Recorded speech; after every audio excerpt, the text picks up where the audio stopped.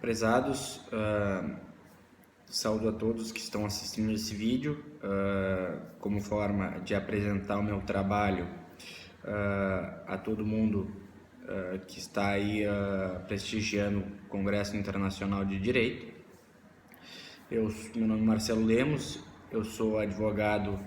aqui no Brasil, em Novo Hamburgo, Rio Grande do Sul. Sou especialista em Direito Penal Empresarial pela PUC do Rio Grande do Sul, Pontifícia Universidade Católica, e também mestrando em Ciências Criminais da mesma instituição.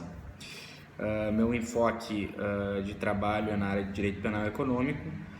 e seus corolários. Então, o tema que eu apresentei e o meu artigo que foi aprovado no Congresso, ele se vincula a questões atinentes aos deveres de compliance do advogado e as obrigações de cooperações normativa que existe hoje no Brasil, através da Lei de Lavagem de Dinheiro. Então, basicamente, o nosso artigo ele reflete primeiramente uma parte na qual reflete uma crítica hoje ao tratamento da advocacia no Brasil, principalmente através de todos os desdobramentos punitivos em razão dos graves problemas de corrupção que nós tivemos e estamos tendo aqui na nossa nação. Então, de certa forma, há um fechamento de cerco em relação aos advogados, há umas obrigações que estão sendo impostas a esses profissionais, como uma forma também repressiva, punitiva, enfim. E na primeira parte do artigo nós trazemos casos que certamente refletem um pouco disso, casos que existiram e que de fato estão discriminados na nossa jurisprudência. Um deles, um caso bem severo, na qual um indivíduo ele fica preso preventivamente com base numa conversa sigilosa entre ele e seu advogado, então irrompendo o próprio sigilo que é inerente à advocacia. Na segunda parte do nosso artigo, nós fazemos também alguns breves apontamentos em relação ao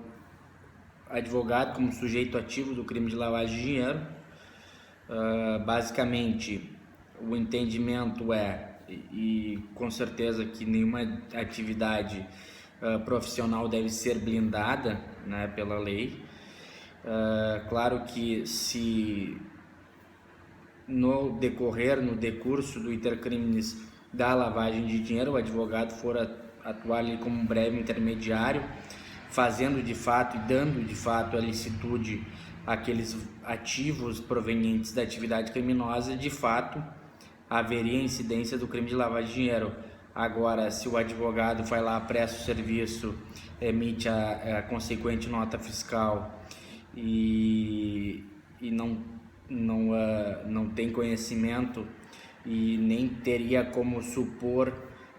que há uma lavagem de dinheiro, com certeza ele não seria sujeito ativo a título de coautoria ou de participação nesse delito. E ainda assim também não se admitiria o dolo eventual, porque seria algo extremamente fora de qualquer contexto, fora de qualquer possibilidade. No terceiro ponto, e é onde o nosso trabalho ganha maior enfoque, é em relação aos deveres de compliance, se eles se aplicam ou não aos advogados. Existe o inciso 14 do artigo 9º da Lei 9.613 de 98 aqui no Brasil, que é uma lei que determina as nuances do crime de lavagem de dinheiro e todas as suas consequências, que esse artigo, enfim, impõe algumas atividades positivas de informações, de comunicações e atividades atípicas aos órgãos de controle. O inciso 14 é o inciso mais genérico dessa situação, desse artigo, e ele dispõe que todos os profissionais, as pessoas físicas e jurídicas que de alguma forma prestem consultoria em algumas formas, enfim, de serviços, e nisso estaria a priori enquadrado o advogado, devem comunicar aos órgãos de controle, nesse caso no Brasil o Conselho de Controle de Atividades Financeiras, que é o COAF, que fica em Brasília, algumas movimentações que possam levar a crer que o sujeito ao qual está sendo comunicado pode ter ali cometido o crime de lavagem de dinheiro. Agora, esse inciso, por ser genérico, ele se aplicaria à atividade do advogado? Essa é a grande questão do artigo e que a gente tentou dirimir e trazer algum posicionamento pessoal. Claro que nenhuma profissão ela pode ser blindada, nenhum indivíduo pode utilizar a sua profissão como uma forma de praticar delitos, né? Então, por isso que nós consideramos que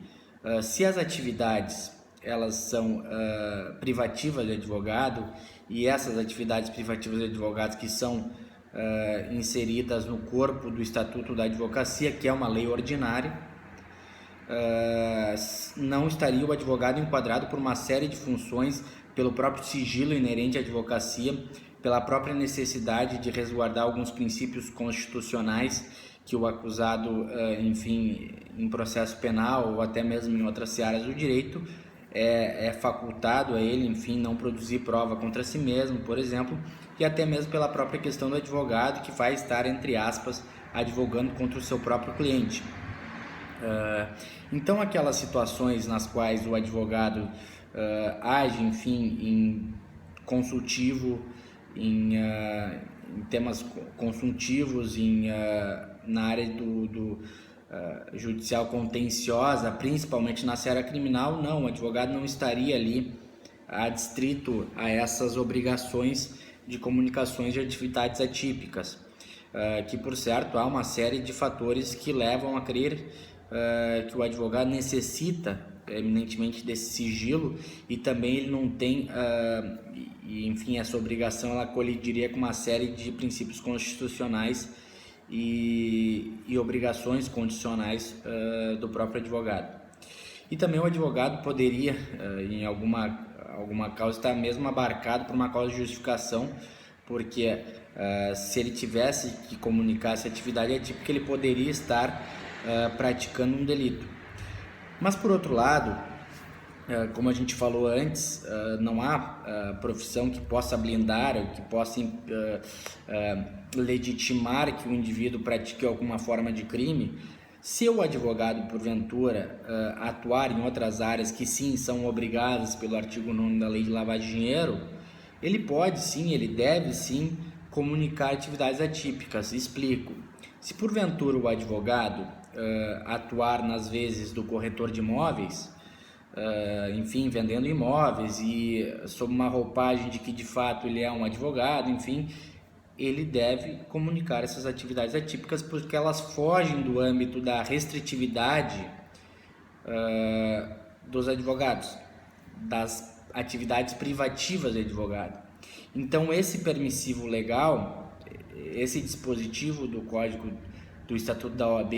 que é a Ordem dos Advogados do Brasil, então ela que determina quais advogados, quais sujeitos devem ou não estar obrigados. Ou seja, aquele sujeito que exerce atividade privativa de advogado,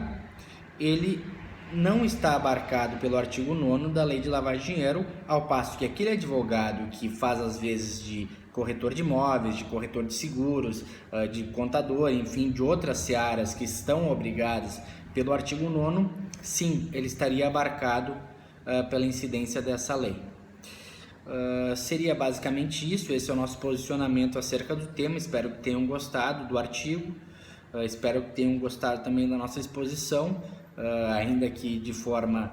remota, de forma distante, e agradeço e que todos tenham um bom congresso. Um abraço a todos, até mais.